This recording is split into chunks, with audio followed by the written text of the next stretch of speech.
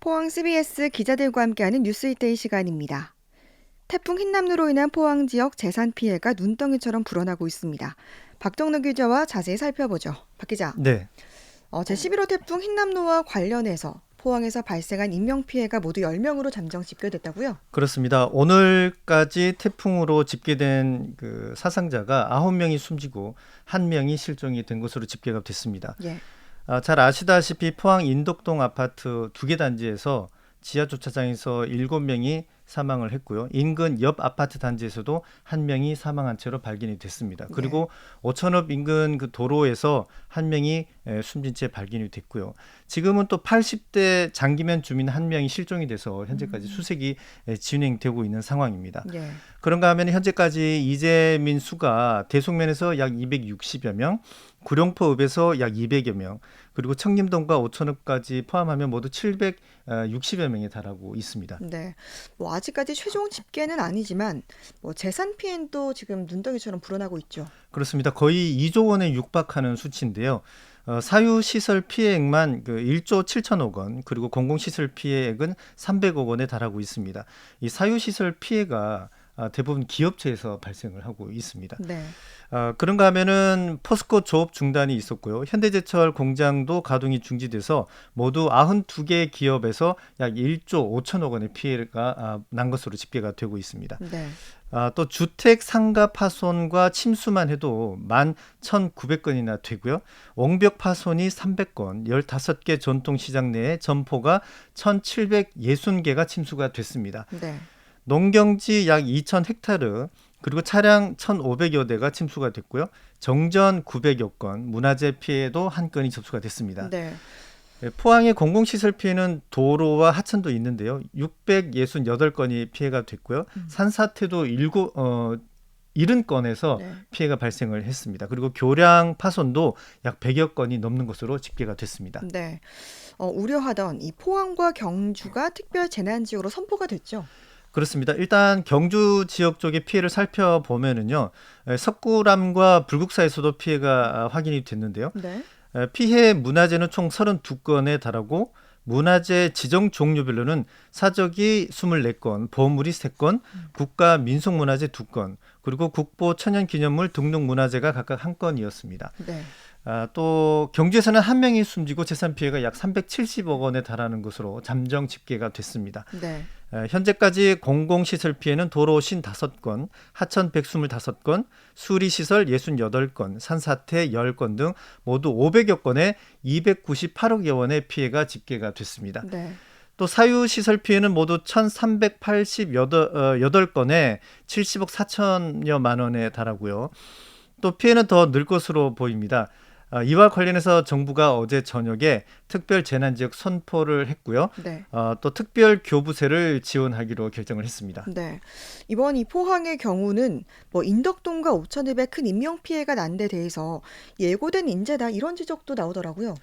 그렇습니다. 주민들이 한 목소리로 이 아파트와 인접한 냉천의 과도한 공사를 원인으로 지목하고 있습니다. 네. 하천 정비 사업을 한다면서 강변 양쪽 4차선 도로를 내고 물이 흘러가는 하천폭을 줄이는 그런 공사였는데요. 둔치에 각종 구조물과 산책로를 설치해서 오히려 물 흐름은 빨라졌다는 것이 주민들의 지적 사항들입니다. 네. 이 때문에 불과 몇 시간 만에 위쪽 오어지 쪽에서 상류물이 취약한 강등을 넘어서 도로를 따라 쭉 내려오고 주택과 상가로 급속히 유입된 것으로 추정이 되고 있습니다. 네.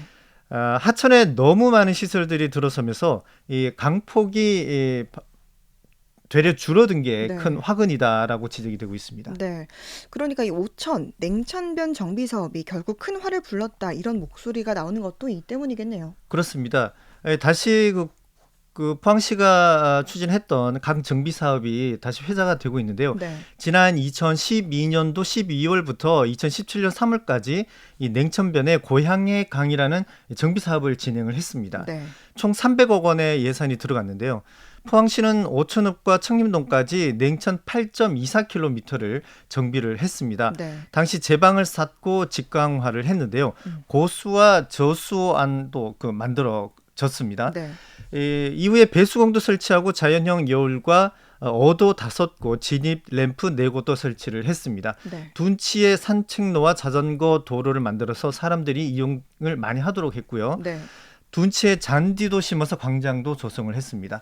이 문제는 이 같은 공사를 하면서 하천폭이 대폭 좁아지고 포장 시설이 들어서면서 자연 배수력이 급격히 저하됐다는 점입니다. 네. 이번에 인명피해가 컸던 이 우방 신세계 아파트 주민들의 얘기도 그렇더라고요. 도로가 만들어지면서 이제 대부분의 지대가 아파트보다 높아졌기 때문에 이게 침수가 될 수밖에 없는 그런 구조였다라는 얘기를 하더라고요. 네, 이 아파트 두 곳에서 모두 8명이 사망하지 않았습니까? 예. 그 이유를 살펴보면은 이 하류 쪽 우방 신세계 아파트 일대는 이 제방을 따라서 양쪽에 생긴 이 4차선 도로 대부분이 네. 이 주택보다 높습니다. 때문에 수해에 취약할 수밖에 없는 구조라는 것이 주민들의 항변입니다. 네. 때문에 태풍으로 불어난 물이 순식간에 취약한 제방을 넘어서 아파트 등 주택 쪽으로 빠르게 유입됐다는 게 네. 주장이고요. 일부 주민들은 차량 통행을 위해서 도로와 강을 연결하는 이 램프가 강물 유입구 역할을 한 것이 아니냐라는 네. 지적도 하고 있습니다. 네. 근데 이 냉천은 평소에는 거의 물이 흐르지 않는 그런 하천이잖아요. 그렇죠. 건천이죠. 그렇죠. 근데 2002년 태풍 루사나 2003년 태풍 매미 때도 하천이 범람하지 않았던 걸로 기억하는데요. 네, 맞습니다. 당시는 이 하천 정비 전이었거든요. 음. 그런데다가 이번 태풍 흰남노 이전까지는 오랜 가뭄으로 하천 상류 저수지인 오지까지도 바닥을 드러내고 네. 있는 상황이었습니다. 이번 태풍의 오지는 거의 만 하루 만에 가득 찼고요. 오지 제방 왼쪽 여수로에는 태풍이 빠져나간 현재까지도 이 엄청난 흙탕물이 지금 쏟아져 나오고 있는 상황입니다. 네. 이 방류가 되고 있고요. 예. 여수로 반대쪽 아래에 포항시가 설치한 강변 임시 주차장이 있었는데 지금은 흔적도 없이 사라진 상황입니다. 이런 상황의 상류에서 물폭탄 급류가 쏟아져 내려오게 되고요. 이 하류에 위치한 아파트라든지 피해를 크게 입은 이마트 같은 곳이 네. 크게 침수가 된 결과를 낳게 된 것입니다. 네. 때문에 이 같은 지적에 대해서 당국은 어쩔 수 없는 불가항력적이었다라고 항변을 하고 있는데요. 네. 이 지방 하천은 80년 빈도 강우를 기준으로 범람에 대비해서 설계를 하게 돼 있습니다. 네. 하지만 이번 사례 경우에는 시간당 강우량이 500년 빈도를 훌쩍 넘고요. 네. 하루 강우량으로 보더라도 약 200년 빈도에 해당하는 수준이었다라는 것이 해명입니다. 네. 태풍 흰남노에 불가항력적인 측면이 있었다라는 입장이죠. 네. 이런 피해에 대해서 이 지역 주민들은 평소에 댐을 건설해 줄 것을 요구해 오지 않았습니까?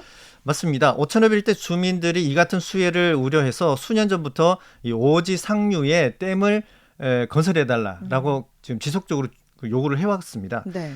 포항시도 지난 2016년 10월 당시 그 댐 희망지 신청제에 따라서 오지 상류 2.24km 지점에 항사댐 건설을 추진을 했었습니다. 네. 당시 추진에 나섰는데 네. 이 환경단체 반대로 현재까지 찬반 논란에 휘말리면서 이 사업 자체가 지지부진한 상황입니다. 네. 이 항사댐 추진은 아직 답보 상황에 있는 거죠.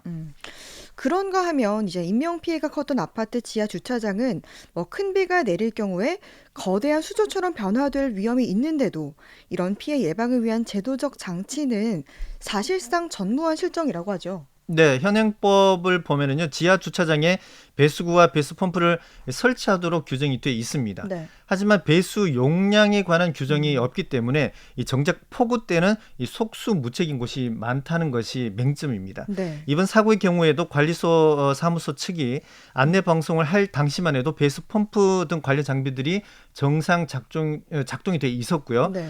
하지만 결국 배수 용량이 턱없이 부족했던 것이죠.